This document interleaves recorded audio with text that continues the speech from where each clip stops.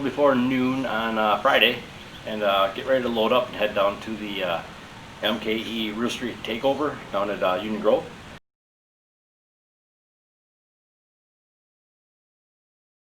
So this is the start of a doubleheader kind of deal for us. Be racing tonight, and then I'll be sleeping at the track with my air mattress and sleeping bag. So I'm looking forward to that. And then tomorrow we'll get up and then we'll do the Anarchy race. So you saw from the last video that we're down one bike right now, but it's no big deal. Michelle is just going to ride the ZX9 today and tomorrow, so her bike is sitting over there in pieces right now. And then I'll be on this with the class tonight, and then with the unlimited bike class for tomorrow. So let's get everything loaded up and head down and start making some test passes. We got about, like I said, the event's going to start tonight around 8 o'clock, so we're actually lucky we get to do a little bit of testing during the day before the event starts. So let's get rolling.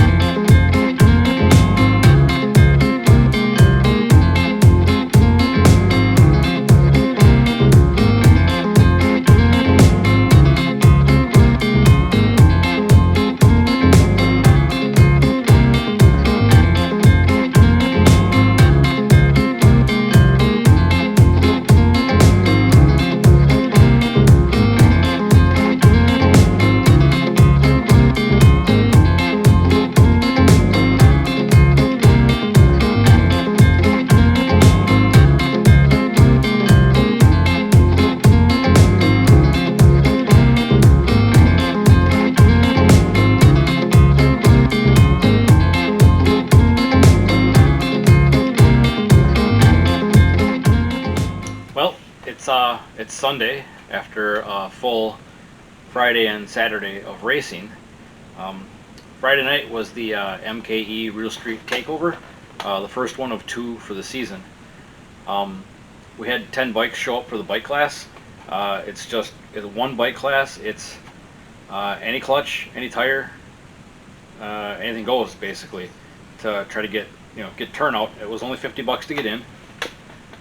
And we ended up with 10 bikes, which actually was pretty cool. And I went to the final and actually won it. So I took home $500. And I got somebody else actually had taken video of all 3 rounds. So first round I had another Turbo 1000. It was a hand clutch bike. So in theory, being this has got a Gen 2 in it, on paper I had an advantage, but I put in 3 test passes early in the day Friday. I was off work Friday and got to go down around noon, and they were allowing test passes up until the event started at about 8 o'clock. So I made, I think it was just 3 test hits. The bike didn't even try to hook.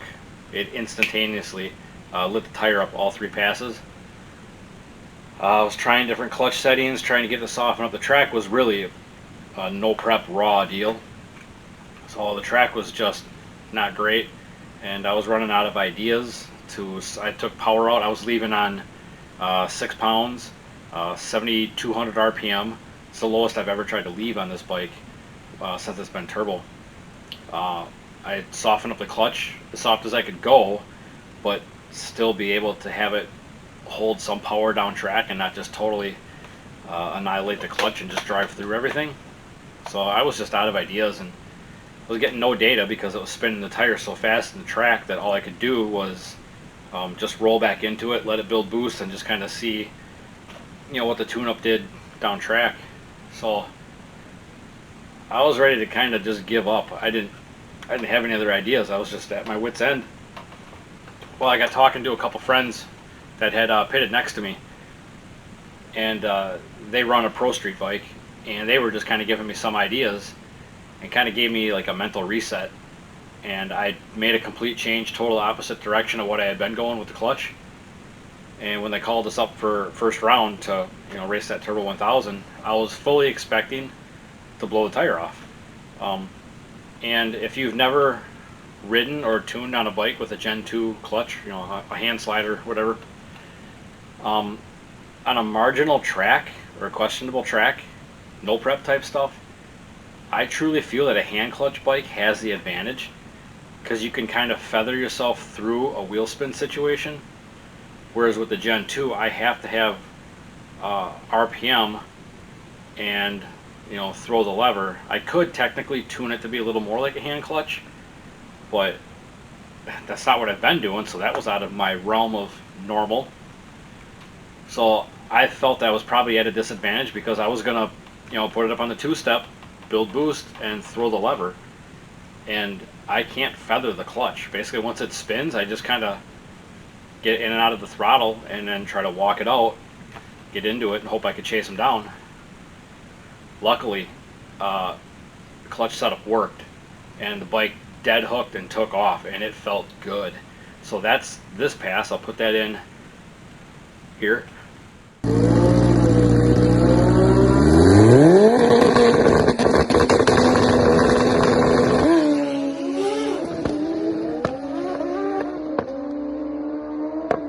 So that pass was really good, and actually got good data from it, but I couldn't actually look at the data until after the event was over, basically, because they were running us so fast that, it was a Friday night, there was a curfew, and things kind of started late, and there was a lot of cars to run too for this street takeover race. So they were trying to rush everything through and make sure we got the event done. So by the time I made my pass, got back to the pits, I basically just got the bike, cooled off, put a fan on the clutch at least. I didn't have time to even take my gear off, get the laptop out, look at the data. I just left the bike alone. It worked. I was just going to have to ride it for the rest of the evening and let it roll. So second round, I drew my friend Kurt, who has a nitrous Gen 2 Busa. And if you know, like, the Anarchy No Prep, the COTS, King of the Streets race, Chicago area, he built that bike to be a senior bike. So it's a serious piece. But he told me, like, super cool dude, and if I was ever going to lose to anybody, I would have no problem losing to Kurt, because we'd high five and have some Mountain Dews at the other end of the track, no matter what the turnout was. So he was up front with me right away, and his nitrous was set up to be gear based, and his gear position sensor had failed, so he wasn't able to spray it.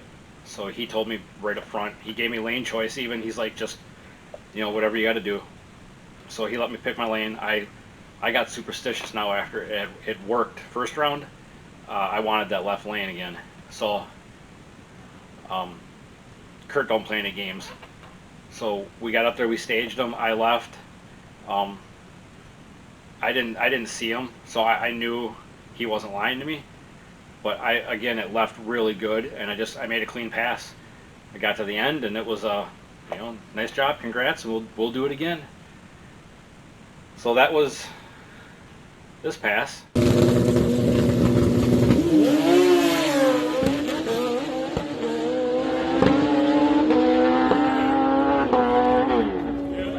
So now we're almost hot lapping at this point.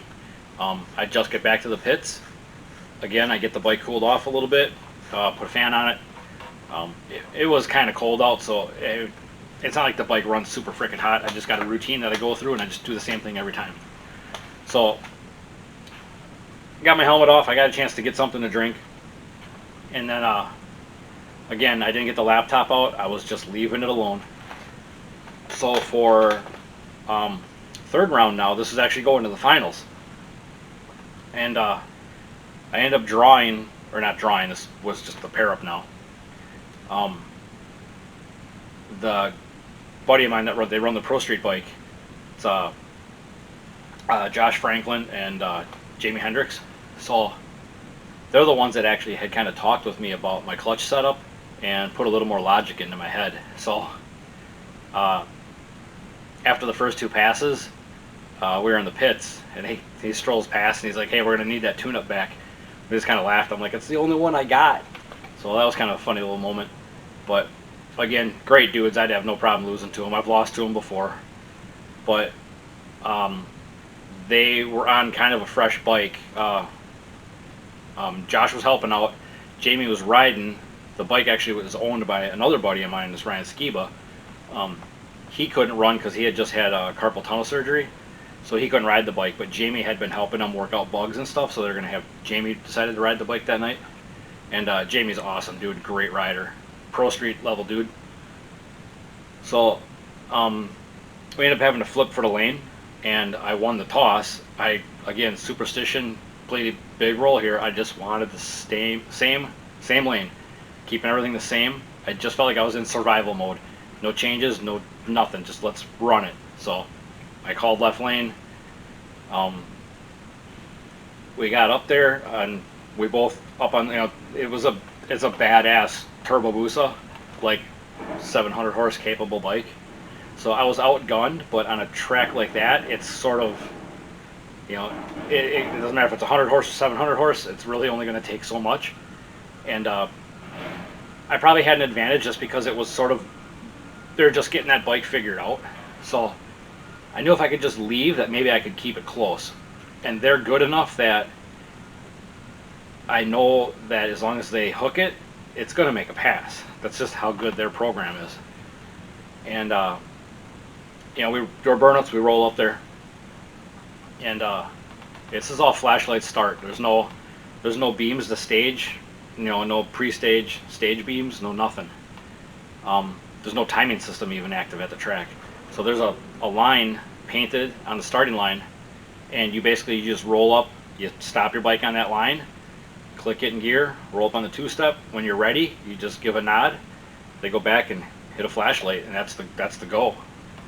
So I saw flashlight come on. We left, and I think I got him by a little bit. The video is like, it's real close, but I think I left just a second, not even a second, just a split second before Jamie did, and I think that's all it took.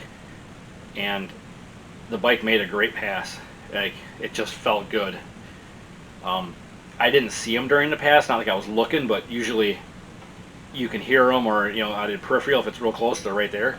I don't think he was real far behind me, but he said after we made the pass that he left. He started to pull on me in second gear a little bit, and then the gap, or not even a gap, I don't know how far it was. He didn't close on me anymore; it just stayed the same.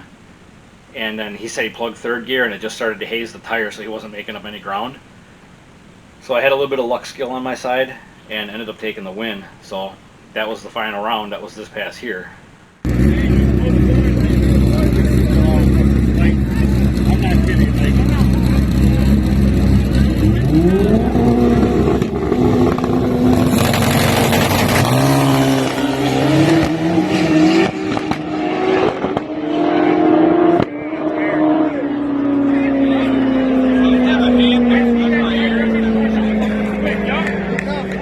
So that pass got me a $500 win, which was pretty awesome.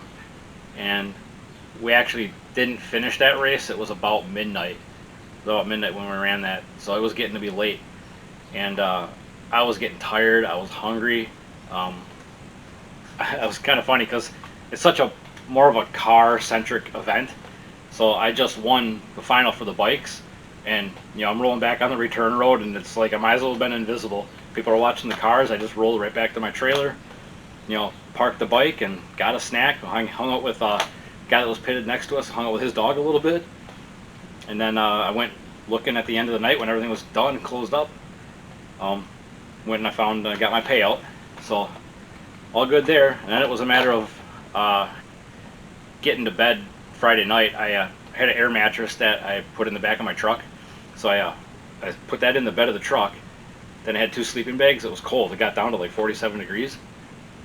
So I closed the tailgate and then opened the tonneau cover, and I slid down on the air mattress under the sleeping bags, and then rolled the tonneau cover up over my head. I was out. It took about 3 minutes to fall asleep.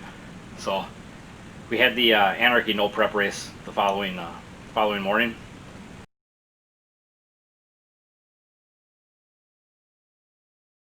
And I think the gates were supposed to open at like 8. That show tends to run just a little bit late because there's just so much going on. There's tons of cars to get teched in. The 275 class cars, they do a road course. B class bikes, which is like a beginner class. And then the junior bike class, they do a road course where they run up and down the track and back through the staging lanes. And I think, don't quote me on this, I think it was like a 20-mile ride roughly when they were done. And then they do a couple idles where they'll stop in idle sessions.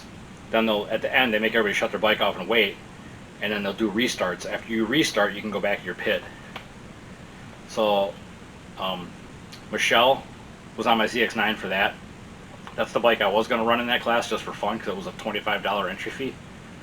And then obviously she melted her Busa down, and I'll take the blame for that. So her Busa was out, so she basically just rode my ZX9. I gave up my spot for that class. And then my buddy Dan was also running that class with his Turbo Busa. Stock motor on 5 pounds. The bike runs great. He's just kind of getting into like the class racing, no prep stuff with us. So these were his first Friday night and Saturday were his first real like events he's entered.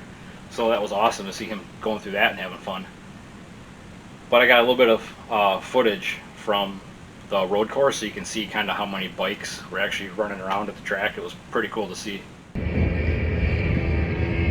The B class and junior bike doing their road cruise.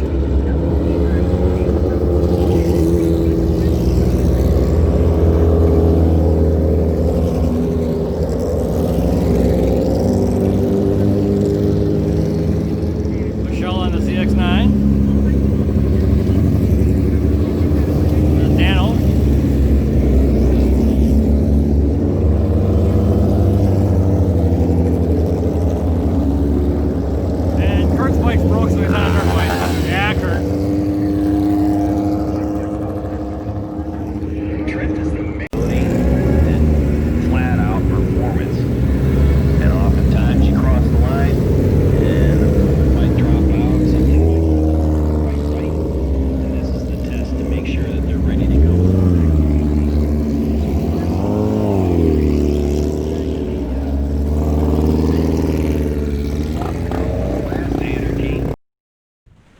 So anyway, for the extreme bike class where my bike fits because I have, the Gen 2 clutch in it, the junior bikes, it's a hand clutch class, and they gave up on senior bikes, which was also a hand clutch class, but it was a full quarter mile class. Everything else has been 1/8 mile. So they didn't get any lock-ins for senior bike, so they just canceled that class. So it was going to be B class, junior bike, and my class, which was extreme bike. And even the extreme bike class, we only ended up with 4 bikes, which I think we had more extreme level bikes. I think we had more on Friday night showed up for the $50 race. Anarchy was $300 to get in. But because there was only 4 of us, they decided that they weren't going to run us until 3rd round of everything else. So they were trying to time out the final rounds so that everything kind of finished at the same time. But it would have been nice we didn't make our first pass till after 7 o'clock. So wake up at a track, 8 in the morning, whatever, 7:30, 8 o'clock. I woke up in the morning and just strolled around and tried to find something to do until, almost 7:30 that night before we got our first round. So it would have been nice if they would have at least ran our first round kind of early in the day and then broke up that huge wait in time. So whatever it is, what it is.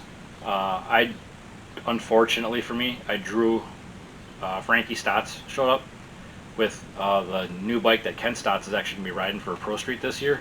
So Frankie was still riding it, and they're working bugs out of it, but you know them, they're professional caliber team. They get their shit figured out in a hurry. But because there was only the 4 of us, I did kind of hope that I was going to get Frankie. I'm friends with him. I've worked with Kent on some stuff, and I just really look up to those guys. So I was hoping I was going to get them first round because, one, I think they were probably struggling a little bit, so that was my chance. And two, I really want to beat the best there is at this stuff. I love racing and I'll race anybody, but when you got someone of their caliber in the race, that's the guy that I want to be in the other lane with. So I didn't know, but the night prior on Friday night they had made they were struggling like I was struggling, um, but they actually did make one clean pass I believe on Friday night, and I knew after that Kent had data, so he knew what he was going to do. So first round I had them. I got stuck in the right lane, and the right lane is at our track is traditionally like not as good as the left lane. I think it's a smoother lane, and if they're prepping, it's great. But for some reason, the left lane just seems to work a little bit better. So I got the right lane, and when I rolled up there, I knew it was going to be a fucking shit show.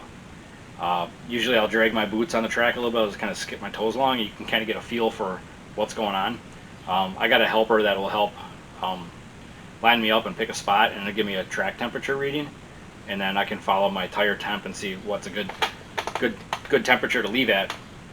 So when I was kind of stubbing my toes on the track going up there, I didn't feel nothing. I'm like, I think I'm fucked. And as much as I've been struggling recently with just trying different clutch theories, I hadn't touched the bike from the night before, so I just kind of was hope and pray, winging a prayer. We both staged. Took them a little bit to get the bike lined up, but Frankie must have been a little crooked, so they were, straightening the bike out. And while they were doing that, I was watching my tire temp just drop. So when that class we actually run for Anarchy is it's a pro tree class, so no instant green. There's a timing system at least so you can get a wind light. But we both go in, and I spun at the hit, just instantly lit the tire. And Frankie, he made a pass, but it wasn't a clean pass. I think if I wouldn't have spun, it would have been closer than it was. Because we got to the end, Frankie said they were just driving through the clutch, so they weren't gaining a ton of ground. But the bottom line is they made the pass and I didn't. So I went back and looked at the data log on that pass, and there's Excel speed in the G meter, and there's actual wheel speed. So if I remember right, the Excel speed didn't even reach 1 mile an hour before wheel speed hit like 120 or something like that. So it just went bloop, blew a tire off, and then I was in and out of the throttle. It was just like grease. It was out of the throttle and it was still spinning the tire. So I just couldn't catch them. I did roll back into it and make boost, and it did eventually hook, and I pulled 2 gears down track. So once I did that, this shit happened so fast. But once I did get at the hook and get back into it, he wasn't pulling away from that gap, and it was a gap. He was out on me. So I knew right then, I'm like, damn it. I'm like, if I would have stuck it, made a better clutch call or something, I might have been able to at least run with him a little closer. So not disappointed. It was just a tired, long day. Went back, loaded everything up. We hung out and watched watched them run all the finals and stuff. So still a good day, but I had more fun Friday night, obviously. So I did learn a bunch of stuff with the Fuel Tech ECU and some of the strategies that I wasn't utilizing, and some that I wasn't utilizing completely, and one that I wasn't even aware of that I think is going to help a lot. So I think this bike is going to be. I built it to be sort of Pro Street style, but not full on Pro Street power level. Just because as much as I run the bike, then the local track, I can't travel around every weekend to go to a professional radial prepped type, pro event prep track. So I built this bike to be kind of the fastest that will that the tracks in our area will take. And now I feel like I'm on the verge of really breaking through with this thing, because it's putting down impressive numbers, and I'm really happy with it. And I think if there's just a few more things I need to figure out that's going to make it deadly, and I'm pretty excited for that. I learned a lot. So we'll implement some stuff, and I got some good help in my corner helping me through some of these new ideas. So we'll hopefully maybe go test this weekend. I know they're calling for rain Friday and Saturday, but I haven't seen Sunday yet. But I am going to get back to the track, and I'm going to figure some shit out. And there's another MKE Street Takeover race coming up in, I'm not even sure now. I think it might be about 2 months out. I'll have to double check the date. And then there's also Fall Anarchy race, I believe September. Don't quote me on that either. I don't pay attention to a lot of dates. I just look for shit that's coming up in the next week or so when the bike I know is healthy. Where can I go race? That's about all I do. So we're gonna get some shit figured out, and I'm gonna come back out and hopefully do some damage. I'm pretty excited. So hopefully you dug the videos, my little race weekend recap. I was pretty awful about getting video because it was such a busy Friday. I had to rely on other people to actually send me video links, and I didn't get a chance to even wander around, take pictures of other stuff. Saturday I was so bored and kind of bumming from sitting around all day that I just wanted to like nap and snack. So I have like no footage of Saturday's Anarchy race, but it was nothing impressive. I guess I could have taped some of the other bikes running, but like I said, I was on the line for a little bit watching, and I was back in the trailer being lazy. It was a little irritating waiting that long to run, but whatever. It's still fun to be able to race and race someone like Frankie. So yeah, hope you dug some of that, and keep an eye on the channel next week or so. Hopefully there'll be some interesting testing results coming up. Thanks for watching.